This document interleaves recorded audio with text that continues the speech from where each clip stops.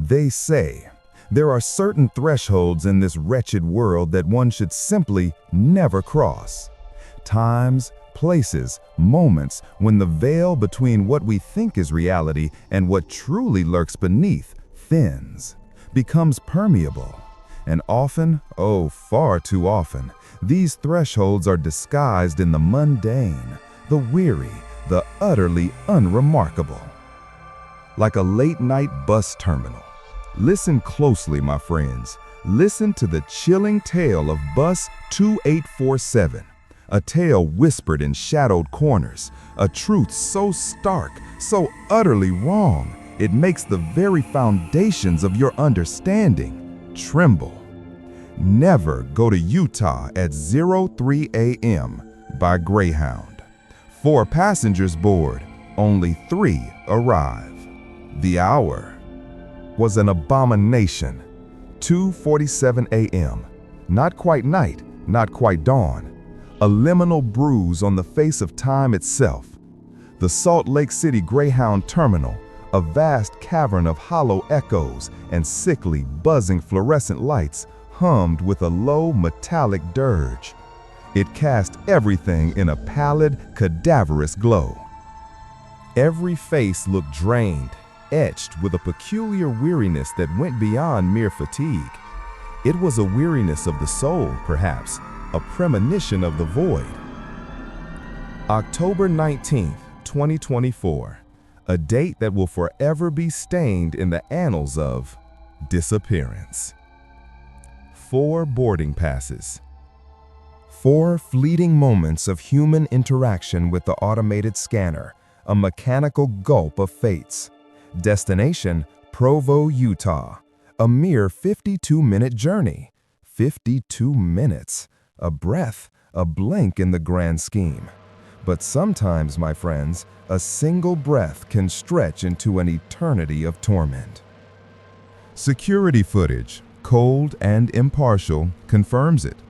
4 souls boarded Bus 2847. The bus arrived in Provo at 4:03 a.m. A meager trio of passengers emerged, blinking into the pale, nascent light of a new, indifferent day. 3 out of 4. The cold, unforgiving lens of the transit police camera reviewed the journey, frame by meticulous frame. An agonizing crawl through the impossible.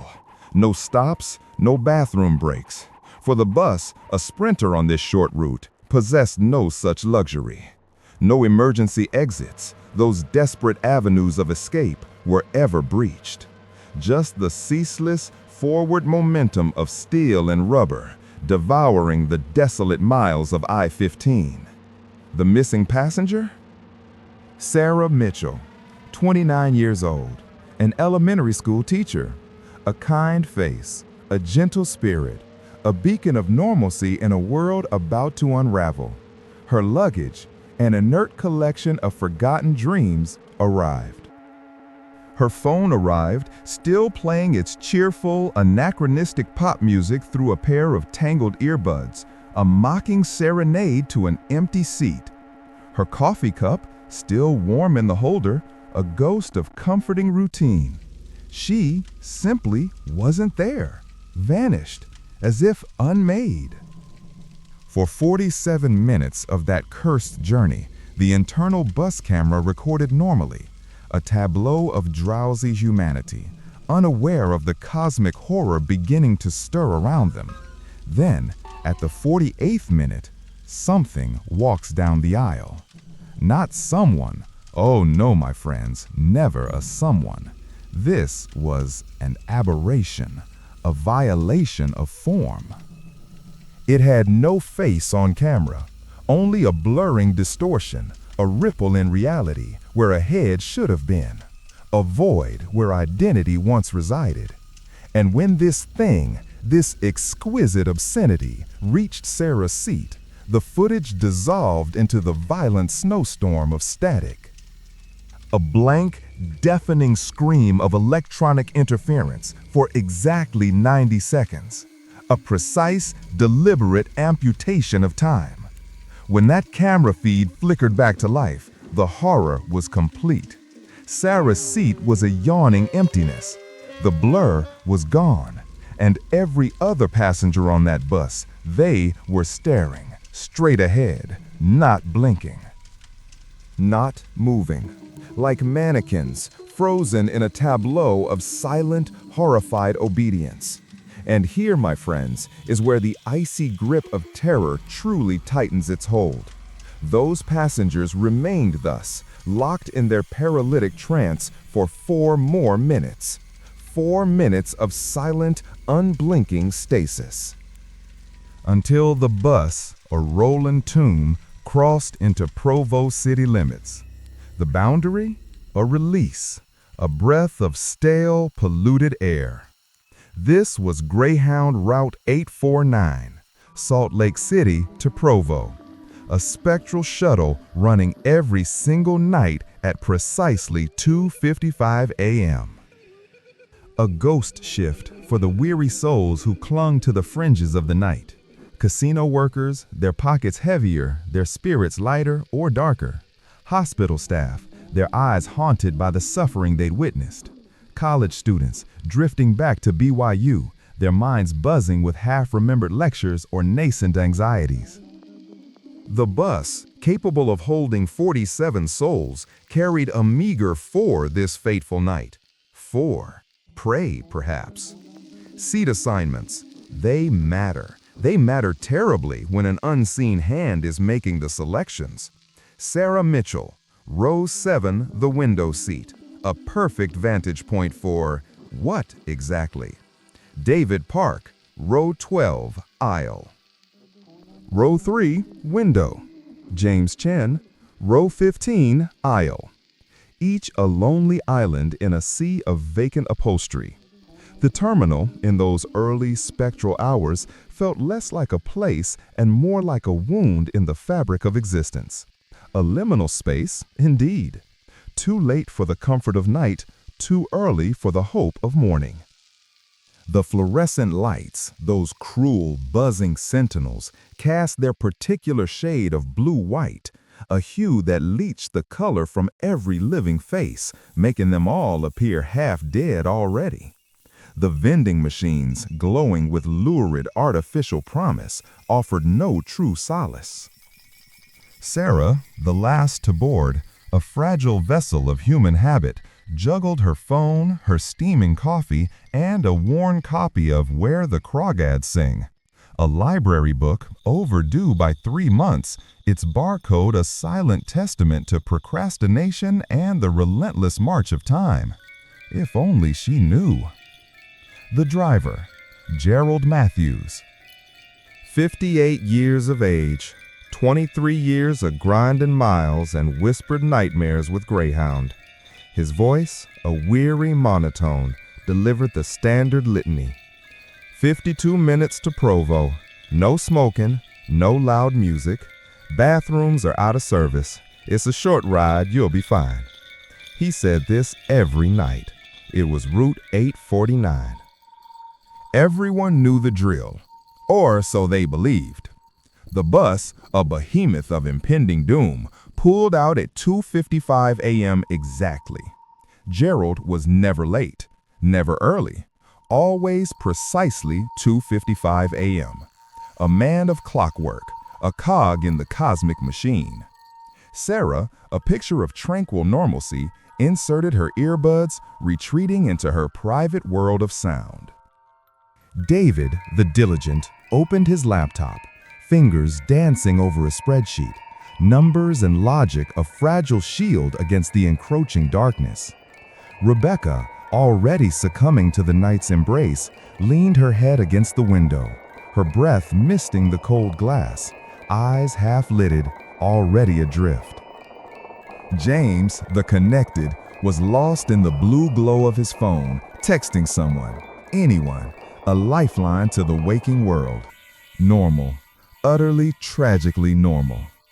The route was a stark, unwavering line, I-15 South, a straight shot into the abyss. At this hour, traffic was a forgotten dream, a phantom echo, just darkness. And those impossibly tall Utah mountains rising on either side like the calcified ribs of some ancient slumbering leviathan. Walls, impassive, silent observers. The highway lights, those lonely beacons, were spaced far apart here. A savings measure from 2009, never reversed. So you got these intervals of blinding, jarring brightness. And then profound, suffocating shadow. Light, dark, light, dark. A relentless, rhythmic flicker like a dying heart. At 3:12 a.m., they passed the point of the mountain, the halfway mark. A desolate nexus where the highway, a ribbon of artificial light, sliced brutally between two ancient peaks. Every local knew this spot. The wind, they said, hit different here. A mournful, keening howl that seemed to carry the sorrows of ages. GPS signals, those digital anchors to reality, often went wonky. People reported feeling weird, an inexplicable unease, a prickling sensation that defied articulation. What is weird when the very fabric of existence begins to fray?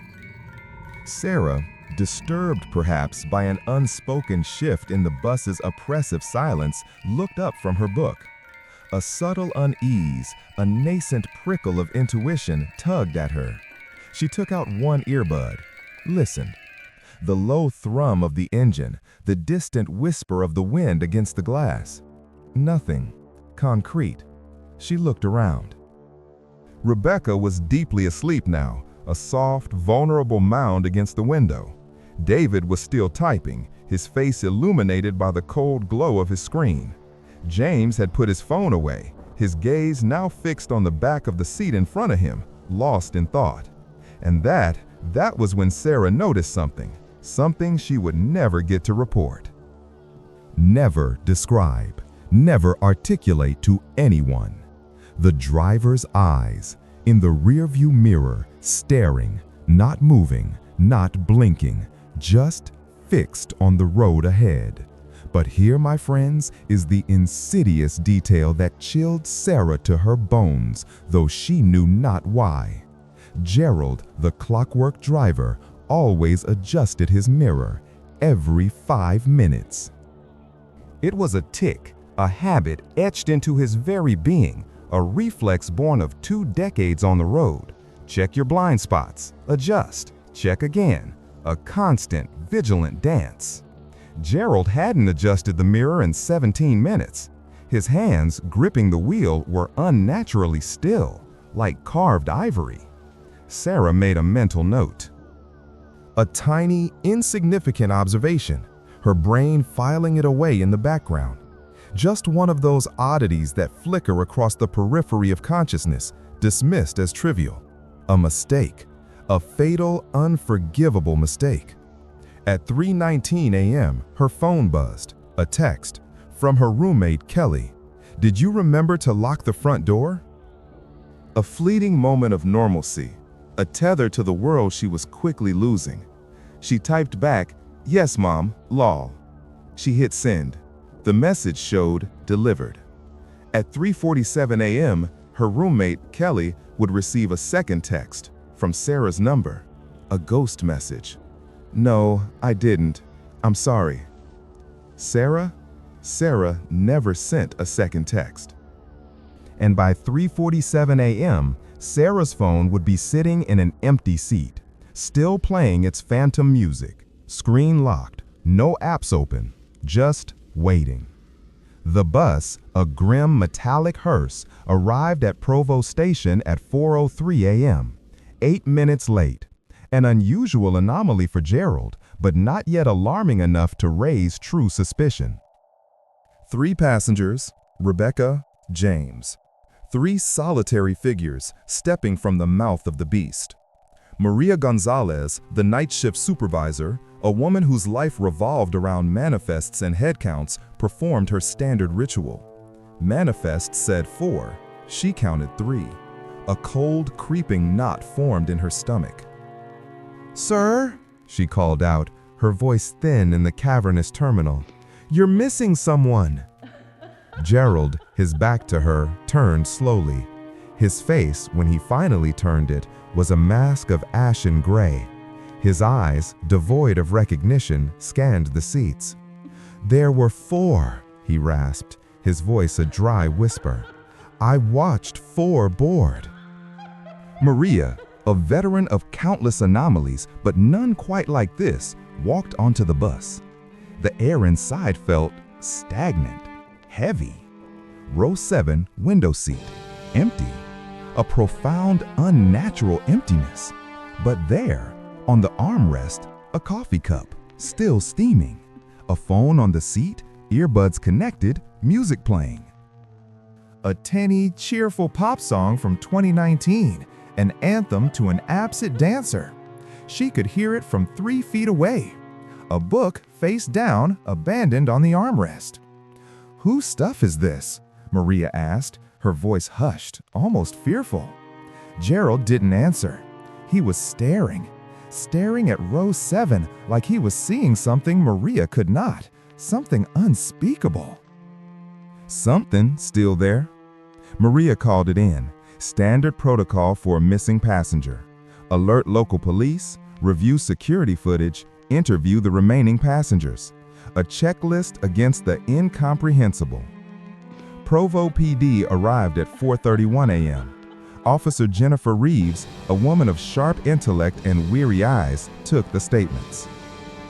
A chilling uniformity emerged. David Park, row 12. "I had my headphones on the whole time, working. I didn't see anything unusual, didn't hear anything. We just drove. Normal trip." His words, a rote recitation, held a strange, brittle quality. Rebecca Torres, row 3. "I was asleep most of the way. Woke up when we stopped. I remember there being 4 of us when we boarded. I don't remember seeing anyone leave." Her eyes were wide, distant, as if she'd slept through something monstrous. James Chen, row 15. "I was on my phone until we hit the point of the mountain, you know, where the signal cuts out. Then I just looked out the window. Dark, mountains, normal." "When did she disappear?" "I don't know. I didn't notice." His gaze was vacant, utterly disconnected. 3 passengers, 3 identical stories. No one saw anything, no one heard anything. Everything was normal. And yet, 1 passenger was gone, erased. Officer Reeves, a creeping sense of dread tightening in her chest, pulled the security footage from the terminal. 2:47 a.m. 4 passengers scanned tickets. Sarah is 3rd. Blue jacket, brown hair in a ponytail, that worn book, that steaming coffee. She boards. The camera, a cold, unfeeling eye, shows her walking down the aisle, sitting in row 7. Settling in, a future that would never arrive. The bus possessed 2 cameras, one external mounted above the door, gazing out at the desolate highway. One internal, positioned at the front of the bus, sweeping its electronic gaze down the aisle, a silent observer of all within. Standard Greyhound setup since 2019. Modern, reliable, utterly useless against this. External footage, a continuous, unbroken ribbon of time. The bus departing at 2:55 a.m. Driving, driving, driving. No stops. The timestamp, a relentless tick-tock of impending doom, ran continuously. 2:55, 3 o'clock, 3:15, 3:30, 3:45, 4:03. No gaps, no stops. The bus never pulls over. A perfectly normal journey, viewed from the outside. But the internal footage? Oh, the internal footage. This, my friends, is where the icy tendrils of true horror begin to coil. 2:55, 3:42 a.m. Normal. A horrifying parody of normalcy. 4 passengers visible. Sarah in row 7, lost in her book. David in row 12. the cold light of his laptop reflecting in his glasses. Rebecca in row 3, a gentle rise and fall of her chest, asleep. James in row 15, on his phone, then simply staring out the window at the encroaching dark. And Gerald, the driver, adjusting his mirror. Every few minutes, a man tethered to his habits. 3:42 a.m., Gerald stops. Adjusting his mirror, he just stares, straight ahead. His hands, once a dance of small corrections, become utterly motionless on the wheel, not even the slightest tremor. The bus, as if on rails, maintains a perfectly straight trajectory on I-15, a chilling, robotic precision. 3:43 a.m., Rebecca shifts in her sleep, a small, natural movement. A last, innocent twitch before the world changes. 3:44 a.m., David closes his laptop. The screen goes dark. He leans back, closes his eyes. A man retreating. 3:45 a.m., James puts his phone in his pocket.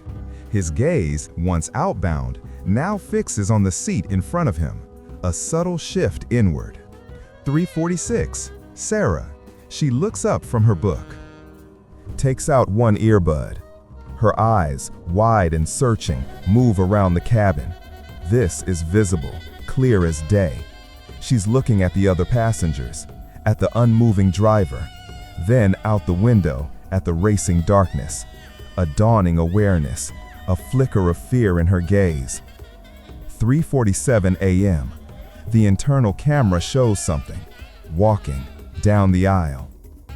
Here, Officer Reeves, her heart hammering against her ribs, stopped the footage, called her supervisor, who, in turn, called the FBI, because what was walking down that aisle was not human-shaped, not correctly, not at all. It was tall, perhaps 7 feet, a towering, grotesque silhouette, but it moved wrong. The proportions were off. Grotesquely so.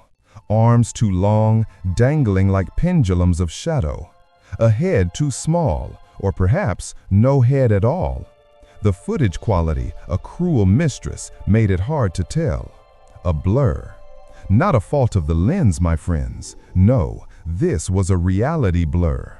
As if that particular patch of space-time simply refused to hold a clear image. As if its very presence distorted the sensor. The figure, this walking negation, moved from the front of the bus toward the back. Smooth, utterly silent. No footstep sounds on the audio track, only the low thrum of the engine, the hiss of the road.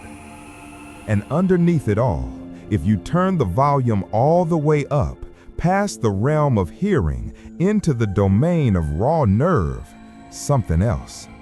Breathing, heavy, wet, a horrific gurgling sound, like someone drowning, not in water, but in the thick, suffocating air itself.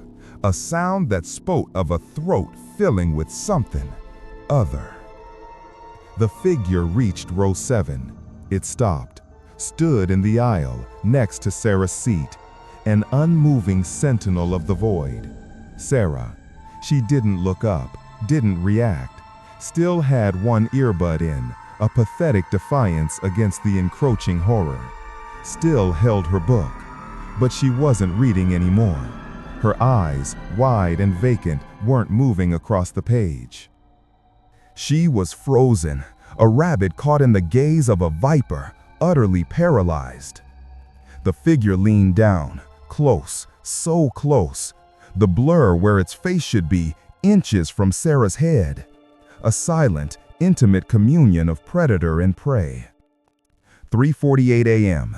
Static, a sudden violent rip in the visual fabric, complete signal loss. The internal camera cut out. A scream silenced. The external camera kept recording, unblinking, unaffected. The bus was still moving, still on I-15, no stops. The world outside, utterly oblivious. Audio from the driver's radio, a lifeline to the mundane, kept recording. Dispatch check-in at 3:50 a.m. Unit 2847 status check. Gerald's voice, flat. En route. On schedule. On schedule. 3:49:30 a.m. Internal camera feed. Flickered. Returned. Row 7 was empty. The coffee cup, a stubborn, lingering sentinel, was there. The phone, a mournful dirge still playing. The book, face down on the armrest, exactly where Sarah had left it. But Sarah was gone. Obliterated. And the three remaining passengers, David, Rebecca, James, all sitting up straight, eyes open, staring directly ahead, not moving, not blinking. Mannequins once more. Gerald was still driving, still staring straight ahead, hands at 10 and 2, perfect, terrifying posture. This tableau of frozen horror continued. For 4 minutes and 12 seconds, no one moved, no one blinked. The bus drove in perfect straight lines, a machine guided by an unseen, malevolent hand. The audio picked up nothing unusual, just engine noise, road noise, and that wet breathing sound, quieter now, but constant, a low, persistent rasp, like the turning of unseen gears. At 3:53:42 a.m., the bus crossed into Provo city limits. The moment the front tires crossed the boundary, a visible roadside, "Welcome to Provo," all three passengers blinked, simultaneously, a synchronized reawakening. David shifted in his seat, rubbed his eyes as if waking from a deep, unsettling slumber. Opened his laptop again, returning to a spreadsheet, to the comforting illusion of order. Rebecca adjusted her position, still asleep, but moving naturally now, stirring. James pulled out his phone, checked the time, a mundane gesture. And Gerald adjusted his rearview mirror, a flicker of movement, the habit restored. Everything returned to normal, except row 7, still empty, an abyss of absence. The FBI seized the footage at 6:47 a.m. The bus was impounded, a crime scene without a body. Every inch was searched, with grim, meticulous precision. Here's what they found. Row 7, window seat. Fingerprints confirmed as Sarah Mitchell's, recent. On the window, the armrest, the seat in front of her. Ghosts of touch. The coffee cup, still warm, at 7:15 a.m., 3 long hours after the bus arrived. Thermal imaging confirmed a liquid temperature of 142 degrees Fahrenheit. Coffee, my friends, does not stay warm for 3 hours. It does not defy the laws of thermodynamics. It simply doesn't. The phone, locked. Face ID required. Still playing music through the earbuds, a mocking phantom. Battery at 47%. Last interaction logged at 3:19 a.m., the text to her roommate. But at 3:47 a.m., the phone's accelerometer detected movement, significant movement, like it was picked up, moved, then set back down. No unlock, no screen activation, just movement. A disembodied gesture. The book, library copy, 3 months overdue. DNA analysis found Sarah's skin cells on multiple pages. Fingerprints matched her right thumb and index finger. But on page 247, the page that was face down when they found the book, there was something else. A horror. A handprint. Palm and 4 fingers. Pressed into the page hard enough to leave a distinct impression in the paper fibers, as if something dense had pressed it there. The print was too large to be Sarah's, far too large to be human. And when they analyzed the ridge patterns, they found no match in any database. Because the ridges didn't form the familiar whorls and loops of human fingerprints, they formed symbols, geometric patterns, repeating, consistent, like a language written in skin, an ancient, terrifying script. The air quality analysis of the bus interior showed elevated CO2 levels in row 7, consistent with someone breathing there for 47 minutes. But the CO2 levels didn't drop after 3:48 a.m. No, my friends, they stayed elevated until 4:03 a.m. when the bus arrived in Provo. Someone was still breathing in that seat after Sarah disappeared. The thermal camera, brought in by the FBI at 8 a.m., a frantic attempt to grasp at the impossible, showed a faint heat signature in row 7. Faint, 89.4 degrees F. Cooler than human body temperature, but warmer than ambient. A lingering presence, a ghost of warmth. And when they checked the footage timestamp metadata against the GPS logs, against the dispatch radio logs, they found something utterly impossible. The internal camera lost signal at 3:48:00 a.m. The internal camera regained signal at 3:49:30 a.m. 90 seconds of static, a temporal wound. But the GPS log showed the bus traveled 2 miles. 7 miles during those 90 seconds. At 65 miles per hour, the bus should have traveled 1.625 miles in 90 seconds. Where did the extra 1.075 miles come from? A journey outside of normal space-time? The route is I-15 South, a straight, unyielding highway. No exits between mile marker 284 and mile marker 272. The GPS showed the bus traveled from marker 284 to marker 281.3 during the 90-second gap. But witnesses in cars on I-15 that night, interviewed later, their stories initially dismissed as sleep deprivation or hallucination, reported seeing a Greyhound bus on the highway at 3:48 a.m., driving northbound, the wrong direction. For exactly 90 seconds, multiple witnesses placed bus 2847 driving north on a southbound route.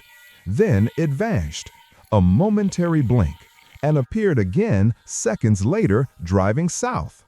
Correct direction, correct lane, as if it had simply folded back into its proper place.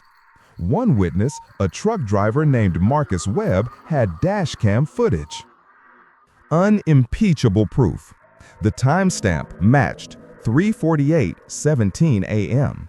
His camera showed a Greyhound bus passing him going the opposite direction, a monstrous reversal. But here, my friends, is what makes the FBI classify his footage. The bus in his video had no headlights on, no running lights, completely dark, a hulking shadow against the night. And through the windows, he could see passengers. Not 3 passengers, not 4. 27 passengers, filling every visible seat, all sitting perfectly still, all staring straight ahead, frozen. Marcus's footage showed this for 4.3 seconds before the bus disappeared from frame, as if it was simply gone. When enhanced, the faces in those windows were visible, pale, indistinct, but there. None of them matched David, Rebecca, or James. None of them matched Sarah. And when they ran facial recognition on those 27 faces, they got matches to missing persons cases from Utah, from I-15, from Greyhound routes, a tapestry of the lost. 1998, 2004, 1 passenger. 2007, 3 passengers. 2011, 4 passengers. 2015, 1 passenger. 2018, 2 passengers. 2021, 5 passengers. 2024, Sarah Mitchell makes 27. All gone, all on overnight routes, all between 3 a.m. and 5 a.m. all on I-15 between Salt Lake City and Provo. A ravenous hunger. The FBI investigation is ongoing, officially classified. The footage is sealed. Marcus Webb's dashcam video was confiscated, the man silenced. He was told it showed classified transportation information, and signing an NDA was optional but recommended. A veiled threat. He signed. But before he did, a small, defiant act of human courage. He made a copy, uploaded it to a private server, and 3 weeks ago, it leaked. You can find it if you know where to look.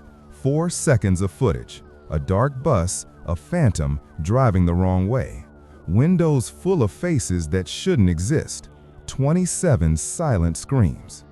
And if you pause at frame 217, exactly 3. 617 seconds, you can see one face clearly. Sarah Mitchell, row 7, window seat. She's not looking forward like the others. She's looking directly at the camera, at you. Her mouth is open, wide, a silent, desperate cry, like she's screaming. But there's no sound in Marcus's footage, just the rumble of his truck engine. A mundane counterpoint to a cosmic horror. And printed across the bottom of the dashcam display, 3:48:17 a.m., October 19th, 2024. The exact moment she disappeared. Sarah Mitchell was reported missing at 11:47 a.m. on October 19th. Her roommate, Kelly, called police when Sarah didn't show up for work. Elementary school, 3rd grade class. 22 students waiting for a teacher who would never arrive. A ripple of absence in a world that demanded presence. The FBI, their faces grim, interviewed everyone Sarah knew. Family, friends, co-workers, an ex-boyfriend from 2 years ago, dredged from the past. Everyone. Here's what they learned, a pattern emerging from the shadows. 3 weeks before she disappeared, Sarah started having dreams, nightmares. She told her roommate about them, said she kept dreaming about a bus, always the same bus, driving through a perpetual darkness, those tall, silent mountains pressing in on both sides like an oppressive weight, and something walking down the aisle toward her. She said it didn't have a face, Kelly recounted, her voice hushed, eyes wide with residual terror. Just blur, like her brain couldn't process what she was seeing. She'd wake up sweating, soaking wet. Said it felt more real than regular dreams, like a memory instead of a dream. A haunting premonition, a dark echo from a future already past. Kelly Chen, 31, graphic designer, gave this statement on October 21st, 2 days after Sarah vanished. 2 days of agonizing, unanswered questions. Kelly also mentioned something else, a detail that initially seemed trivial, but now, bathed in the light of the impossible, shrieked with significance. The week before she disappeared, Sarah kept checking her phone, obsessively, like every few minutes. I asked what was wrong. She said she kept getting notifications for texts that weren't there. She'd see a text notification, open her messages, and nothing new. Happened maybe a dozen times. Phantom messages, whispers from the void. The FBI, initially dismissive, examined Sarah's phone records. No anomalies, no phantom messages, everything normal. A digital wall against the unseen. But here's what they found. In her deleted photos folder, a place where digital ghosts linger. A screenshot taken October 12th at precisely 3:47 a.m. A text notification on her lock screen from an unknown number. The preview text read, "You're in row 7. Sarah, it seemed, had screenshotted it, then deleted the photo immediately, an act of subconscious terror. It was recovered from her phone's recently deleted folder, but when they checked her message history, there was no record of receiving that text. No unknown number, no conversation thread, nothing. The screenshot exists, the text doesn't. An impossible artifact. October 15th, 3:47 a.m. Another screenshot, same unknown number. Window seat. A chilling precision. October 18th, 3:47 a.m. Final screenshot. Unknown number. Tomorrow. All 3 screenshots taken at exactly 3:47 a.m. The exact timestamp when Sarah disappeared from the bus. The moment the veil thinned.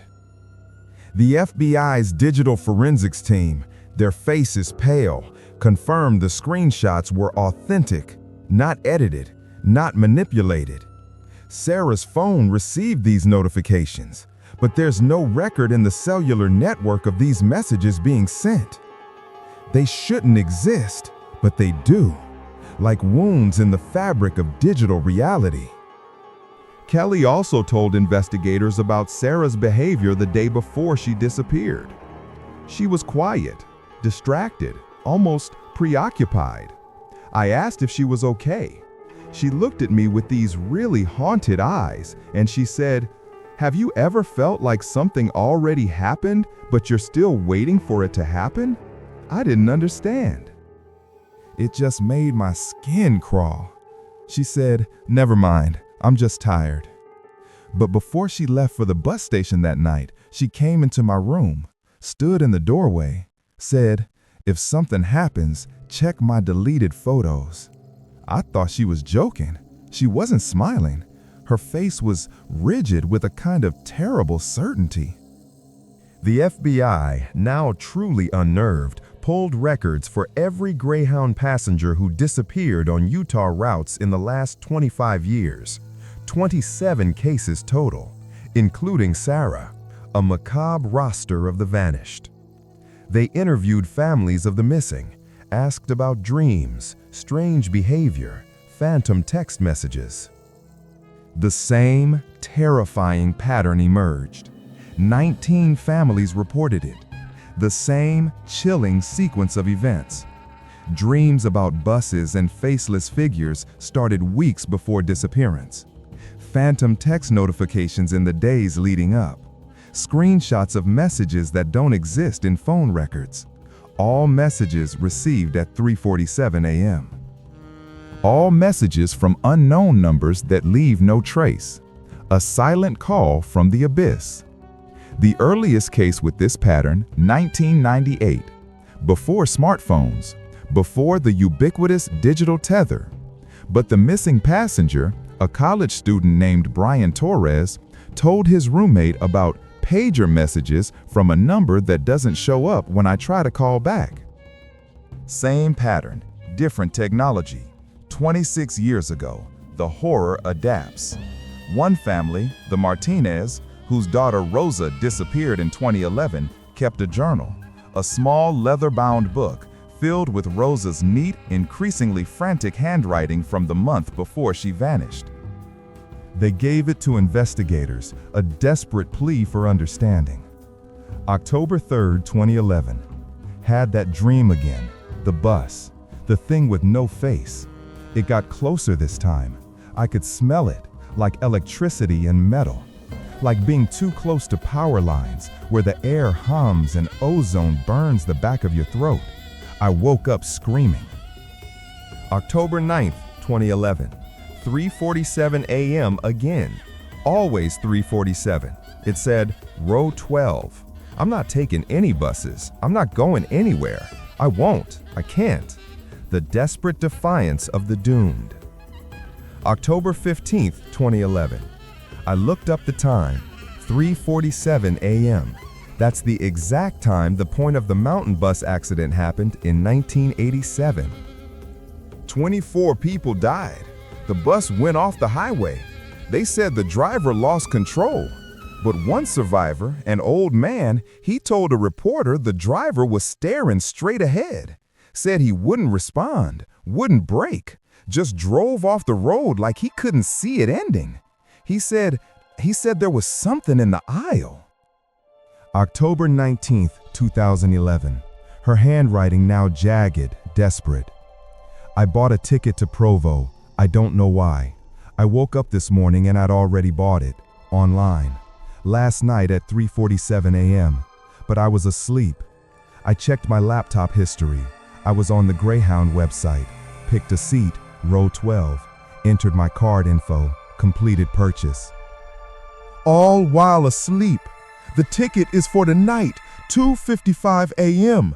I'm not going. I can't.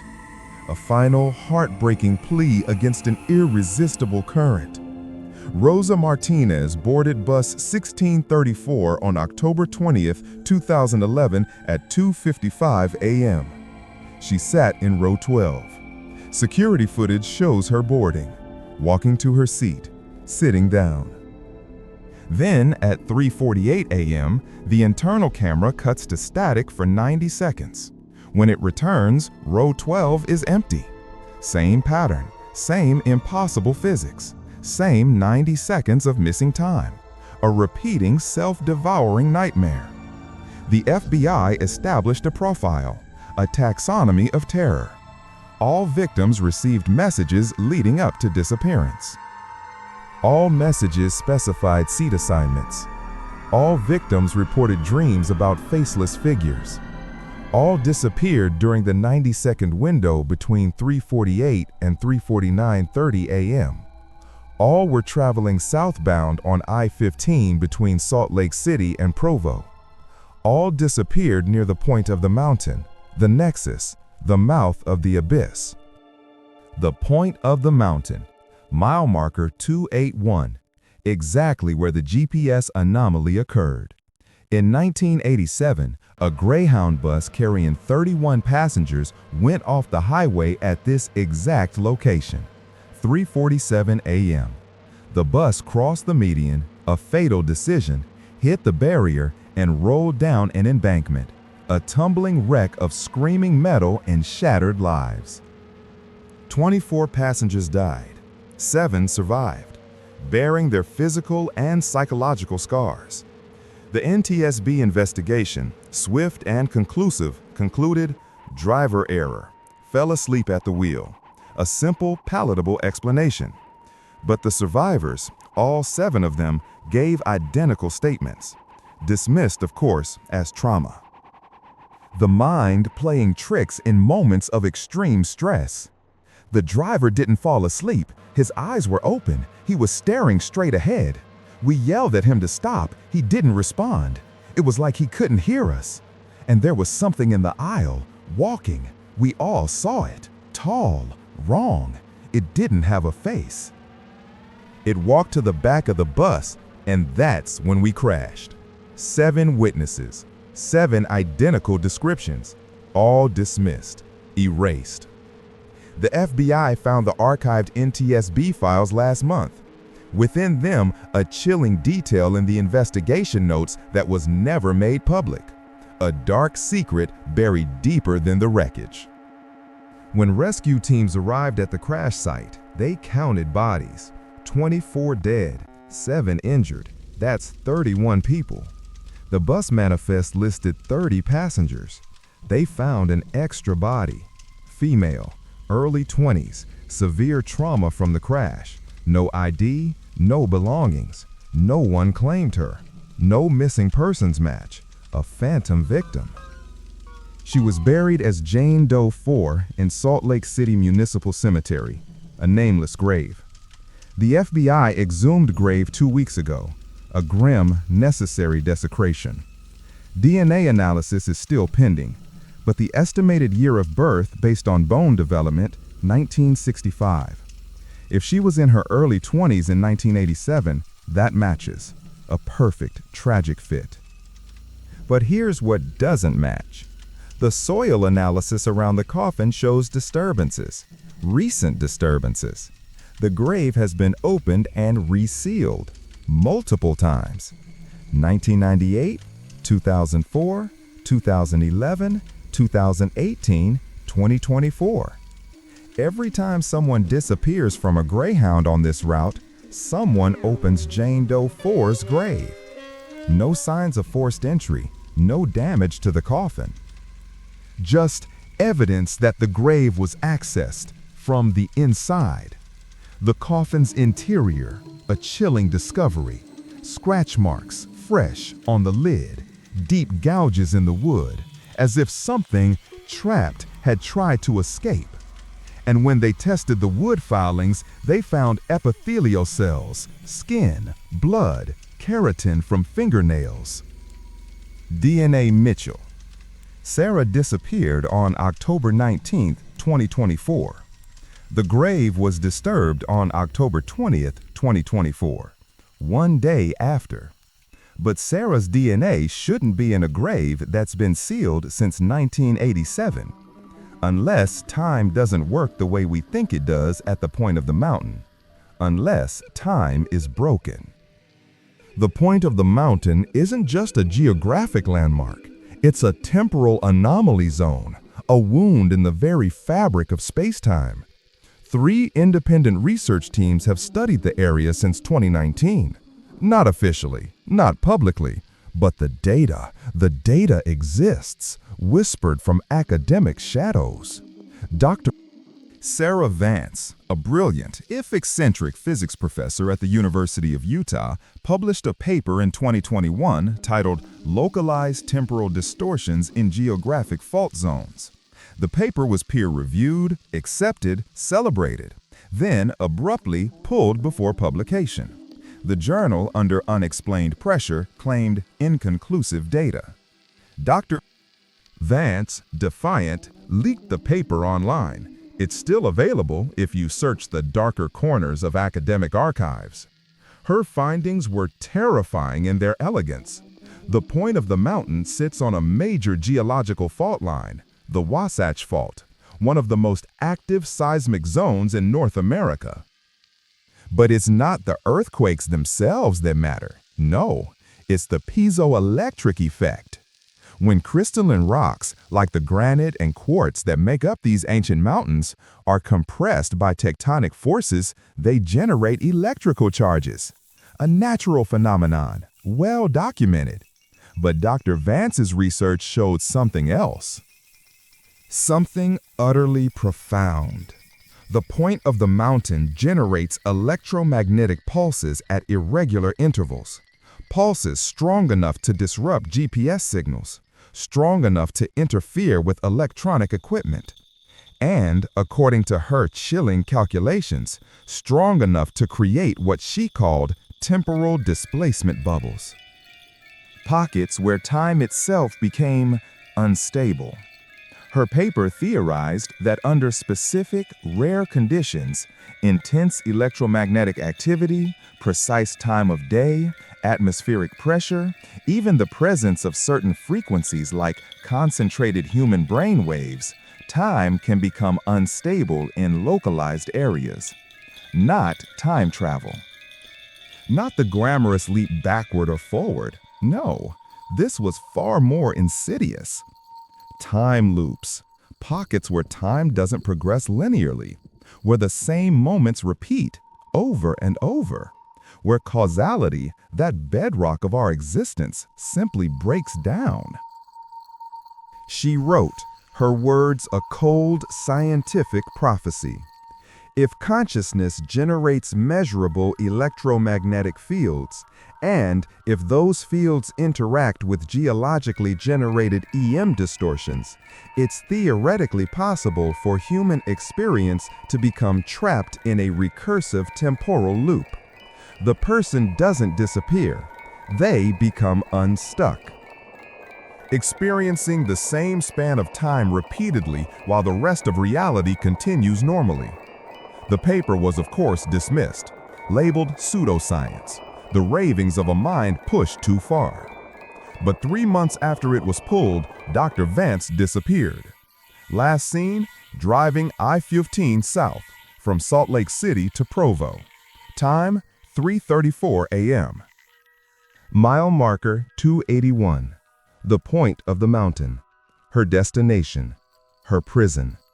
Her car was locked. Keys in the ignition, engine still running, purring innocently. Phone on the passenger seat. But Dr. Vance, she was gone, vanished. Police found her laptop in the trunk, opened. Browser history showed she'd been researching Greyhound disappearances, specifically the 1987 crash, drawn to the genesis of the nightmare. Her last browser search, timestamped 3:46 a.m., can temporal loops be broken? No suicide note, no signs of struggle, no evidence of foul play. Just gone, unmade. That was 2021. Since then, 4 more researchers have gone missing while investigating the point of the mountain. 3 physicists, 1 geologist, drawn like moths to a flame. All disappeared between 3 a.m. and 5 a.m. All were last seen on I-15 near mile marker 281. The research community, a silent witness to these ongoing horrors, doesn't talk about it publicly. But privately, there's a list, a grim warning, routes to avoid, times to avoid, questions not to ask. The point of the mountain is number 1, at the top of that whispered, terrified list. But here's what makes it worse, far, far worse. The disappearances are accelerating. The hunger grows. 1987 to 2000, 4 disappearances, 13 years, 1 every 3 years, a slow, methodical crawl. 2000 to 2010, 7 disappearances, 10 years, 1 every 17 months, a quickening. 2000 to 2020, 12 disappearances, 10 years, 1 every 10 months, a chilling surge.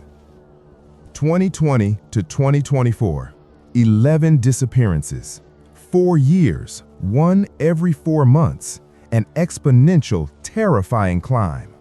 The pattern is exponential, a self-feeding monstrosity. And it's not just Greyhound buses anymore. No, the loop, it's spreading its tendrils. Private cars, taxis, ride shares. Even solitary bicyclists and hikers near the point of the mountain have reported missing time, a void in their experience. One Uber driver, Marcus Webb, same name as the truck driver with the dash cam, but a different, equally traumatized person, filed a report in 2023. I picked up a passenger at 3:30 a.m., woman in her 20s. Drop off in Provo. We got on I-15, everything normal, or so I thought. Then we hit the point of the mountain and my GPS went crazy, showed me driving in circles, but the road was straight. I looked at my passenger in the rearview mirror. She was staring out the window, not moving, not blinking. I said, "You okay?" No response. Just staring. I looked at the road, looked back at the mirror. She was gone. Backseat empty, just a void. I slammed on the brakes, pulled over, checked the car. Nothing, no one. But her phone was on the seat, still warm, still unlocked, showing the text conversation with herself. The same number, just messages back and forth. "Where are you?" "I'm in the car." "No, you're not. I can see you."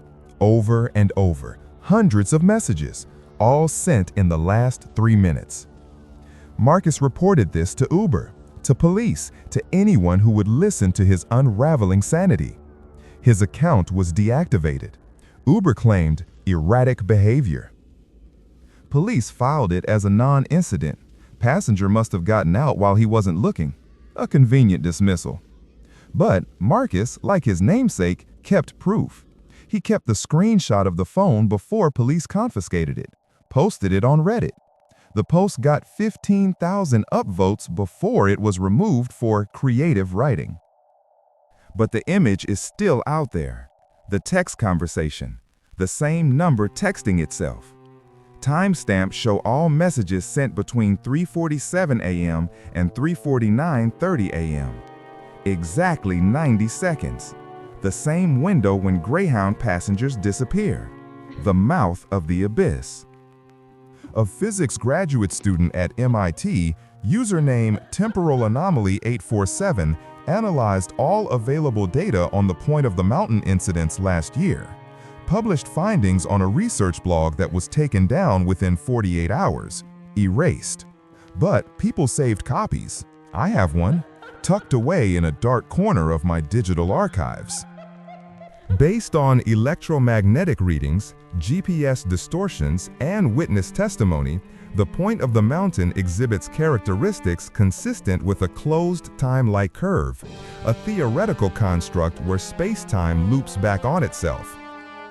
If accurate, anyone entering this zone during peak distortion windows would experience time non-linearly. To outside observers, they'd vanish.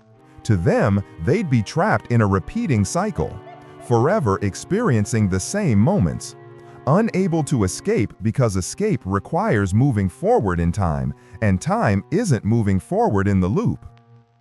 The post continued, a chilling prophecy. The 1987 crash may have created the initial distortion. 24 deaths, massive trauma, concentrated in one location. If consciousness generates EM fields, and if those fields can interact with geologically generated EM activity, then 24 people dying simultaneously might have created enough distortion to tear a hole in local space-time. And that hole has been growing ever since, feeding on each subsequent disappearance, getting stronger, getting larger. It is a hungry, growing wound, the final line of the post.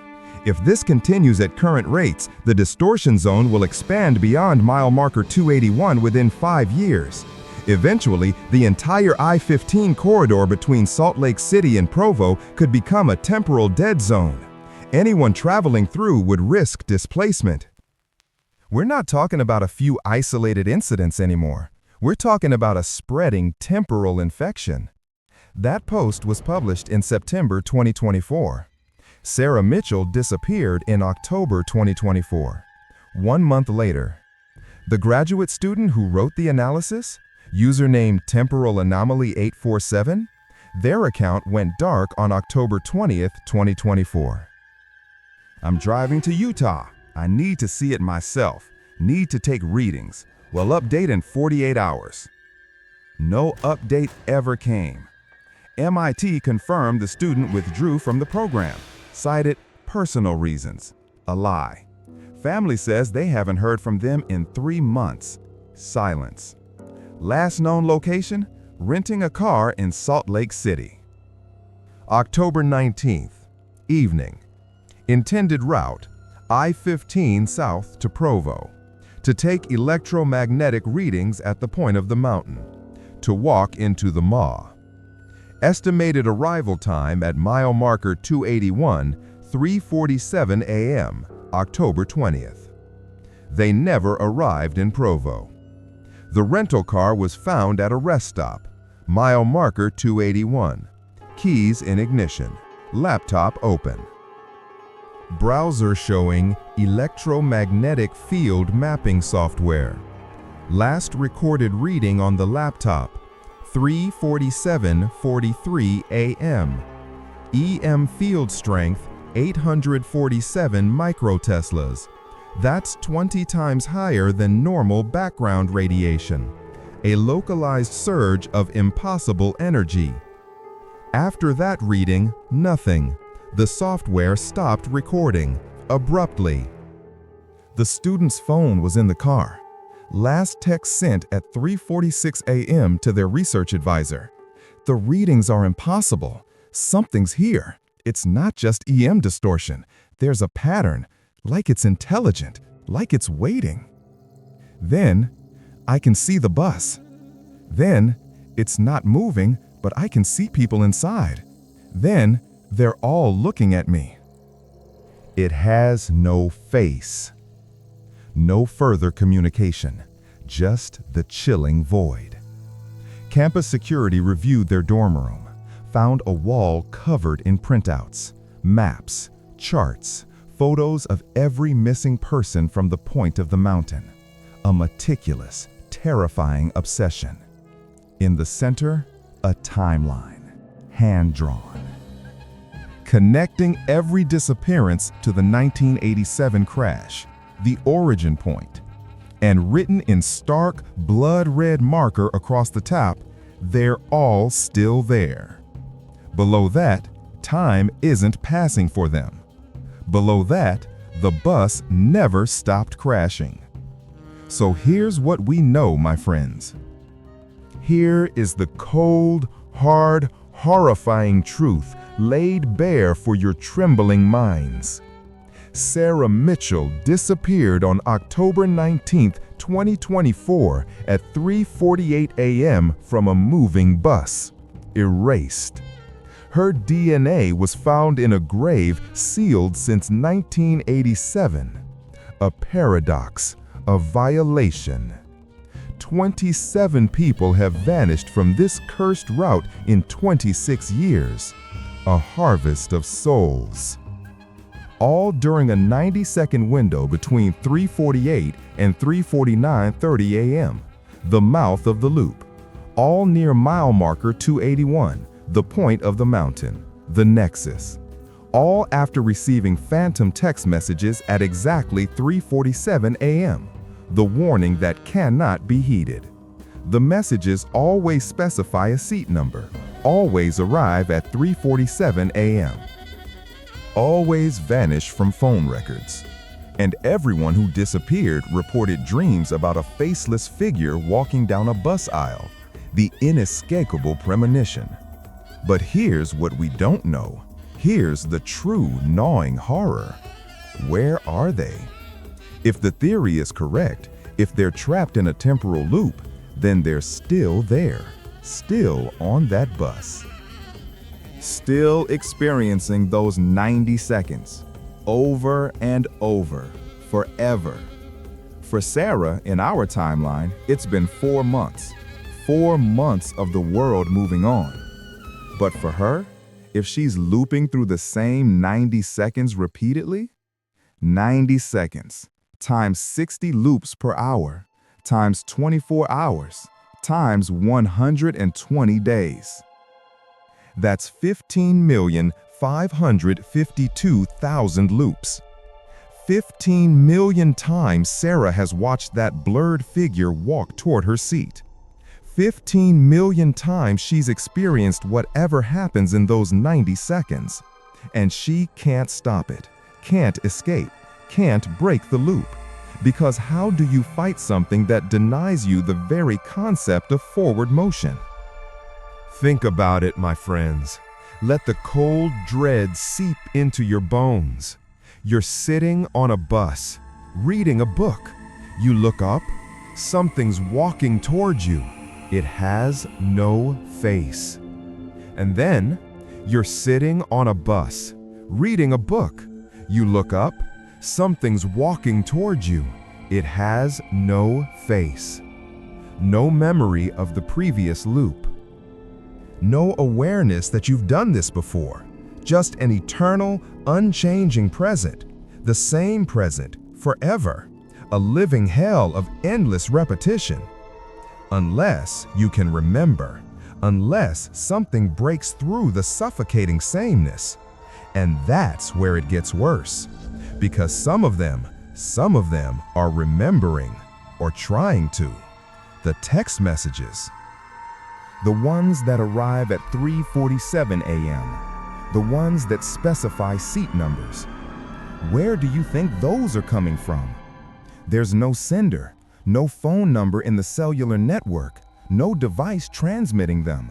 Just a signal, a plea. One theory, whispered in terrified academic circles, the people trapped in the loop are sending them, somehow, some way. Breaking through the temporal barrier for just a moment, a desperate, impossible act, trying to warn the next person, trying to scream, "Don't sit here, don't take this seat, don't be on this bus." But it doesn't work, because the warnings arrive after the tickets are already purchased, after the seats are already assigned. After the person is already committed to boarding, already doomed. Like the loop is self-fulfilling, like the past is reaching forward to ensure the future stays the same, a serpent devouring its own tail. Rosa Martinez got messages telling her row 12. She tried not to go. She swore she wouldn't. But she woke up having already bought the ticket, already selected row 12, while asleep. Sarah Mitchell got messages for days. You're in row 7, window seat, tomorrow. She never mentioned planning to take a bus. Her roommate didn't know she'd bought a ticket until after she disappeared. Who bought that ticket? When? Why?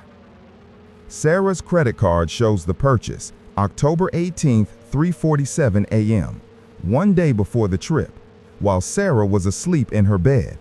Her laptop history confirms: browser open, Greyhound website, seat selection, row 7, window, purchase completed. All while she was in bed, asleep. Witnesses confirm it. So, who bought the ticket? The only answer that makes sense, and it doesn't make sense at all, is that Sarah bought it. Future Sarah, looped Sarah, somehow reaching back through time to ensure past Sarah gets on that bus, to ensure her own agonizing perpetuation. Because if she doesn't get on the bus, the loop never starts. And if the loop never starts, future Sarah can't exist. And if future Sarah can't exist, she can't reach back to make sure past Sarah gets on the bus. A paradox, a closed loop, a trap that builds itself, a cosmic joke of cruelest design. And here's the question that keeps me up at night, staring into the dark, listening to the silence of a world that might not be as real as I believe. What happens when the loop expands? Because it is expanding. The disappearances are accelerating. More people, more frequently. The distortion zone is growing, like a cancer. Right now, it's contained to mile marker 281, a specific point, a specific 90-second window, a small, manageable horror. But what happens when it spreads? What happens when the temporal distortion reaches mile marker 280, then 279, then 275? What happens when it's not a 90-second window, but a 5-minute window, a 30-minute window? An hour? What happens when it's not just 3:47 a.m., but 3 a.m. to 5 a.m., all night? What happens when it's not just buses, but every vehicle on I-15, every traveler, every soul? The data shows exponential growth. If it continues at current rates, the anomaly zone will be 10 miles wide by 2027, 20 miles wide by 2029. By 2032, the entire I-15 corridor could be compromised, a vast temporal dead zone. And I-15 isn't just some rural highway, it's a major artery, connects 5 states, thousands of vehicles every day, millions of people every year, the lifeblood of a nation. What happens when a temporal loop zone encompasses a major highway? Do we close it? Reroute traffic? Tell people the truth? Unleash mass panic? Or do we just not say anything? Let people keep driving through, keep disappearing, keep feeding the loop until it's too big to contain, until it swallows us all? Because here's the thing, my friends. The government knows. The FBI knows. The NTSB knows. The Department of Transportation knows. They have known for decades.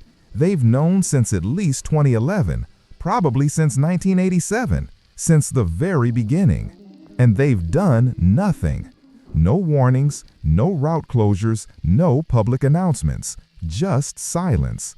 Just classified files, redacted reports, non-disclosure agreements. A conspiracy of cosmic proportions. Why? Maybe because they don't know how to fix it. Maybe because admitting it would cause mass panic. Maybe because closing I-15 would cost billions in economic damage. Or maybe because they're studying it. Think about what a controlled temporal loop means. a place where time doesn't pass, where the same moments repeat.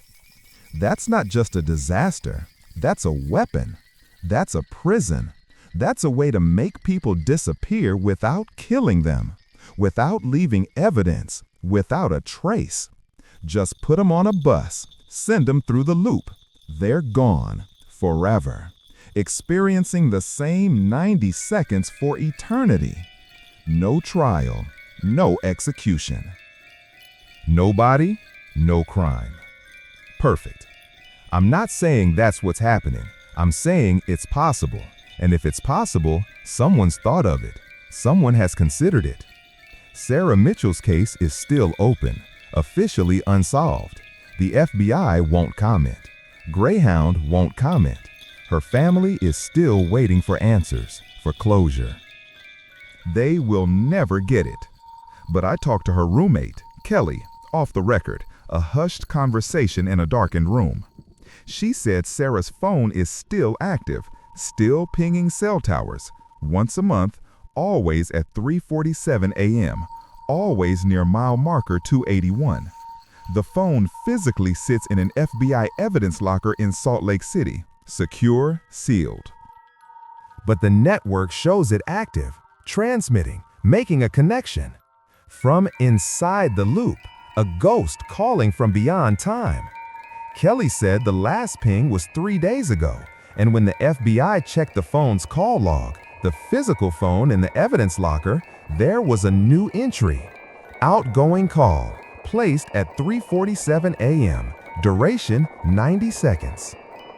Called Kelly's number. Kelly was asleep, didn't answer, but her phone logged the call, voicemail recorded. She played it for me, off the record. Her hands trembled. She's not supposed to have a copy, but she does. A fragment of horror. I'm going to describe what I heard, what I will forever hear, echoing in the quiet hours. Static.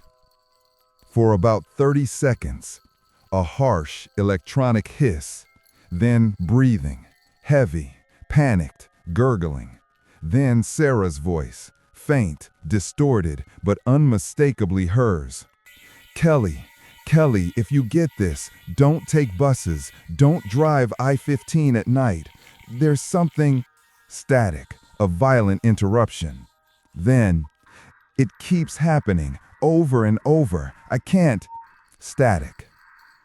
A cruel, deliberate silencing. Then, how many times have I called you? How many times have I? Static. The loop tightening. Then, clear as day, a moment of chilling clarity. I can see myself sitting here, reading, about to look up. It's going to walk toward me again. I can't stop it. I've tried so many times, but it always. The call cuts off at exactly 90 seconds, a precise, agonizing termination. Kelly said she's received 4 of these calls, 1 per month since Sarah disappeared. All at 3:47 a.m., all exactly 90 seconds, all from Sarah's phone that's locked in an evidence locker. The FBI knows. They've monitored the calls, recorded them, analyzed them. And done nothing. And done nothing. Sarah is still listed as missing, not dead, not rescued, just missing, a statistic. Even though she calls her roommate once a month, even though she's clearly trapped, clearly suffering, clearly begging for escape. Nothing. So here's my question to you, my friends. My final, chilling question. Have you ever driven I-15 between Salt Lake City and Provo? Have you ever taken that route at night, in the desolate hours? Have you ever felt like time moved weird, like you got where you were going faster than you should have, or slower? A strange elasticity to the moments? Have you ever checked your phone and seen a timestamp that didn't match your car clock? A fleeting dissonance? Have you ever felt like someone was in your car with you even though you were utterly alone? A cold presence at your back? Check your phone right now. Go to your call log, your message history, your deleted photos. Search for the phantom. Look for gaps. Look for calls you don't remember, messages you don't remember sending. Look for anything timestamped 3:47 a.m. Because if Sarah is right, if the loop is real, then it's not just affecting people who disappear. It's affecting everyone who drives through. Maybe you didn't disappear. Maybe you just touched the edge of the distortion. Maybe you looped for a few seconds, a few minutes, and snapped back. But a part of you stayed there, a copy, an echo, still looping, still trapped, while you continued on, oblivious. How would you know? How would you know if a version of you is still sitting in your car at mile marker 281, experiencing the same moment over and over, while the you reading this has moved on? While you have moved on? You wouldn't, because you're not connected to that version anymore. You split, diverged. That version is still there, forever. And here's the final thing I'll leave you with, a parting gift of dread. I drove I-15 south 2 weeks ago. Research. Had to see the point of the mountain myself. Had to face the abyss. I left at 2 a.m. Hit mile marker 281 at approximately 3:43 a.m. I recorded the whole drive. Dash cam, phone video, audio, everything. I felt nothing unusual. Saw nothing unusual. Drove through without incident. Arrived in Provo at 4:05 a.m. Normal. Utterly, terribly normal. But when I reviewed the footage later, alone in the dark, the truth screamed at me.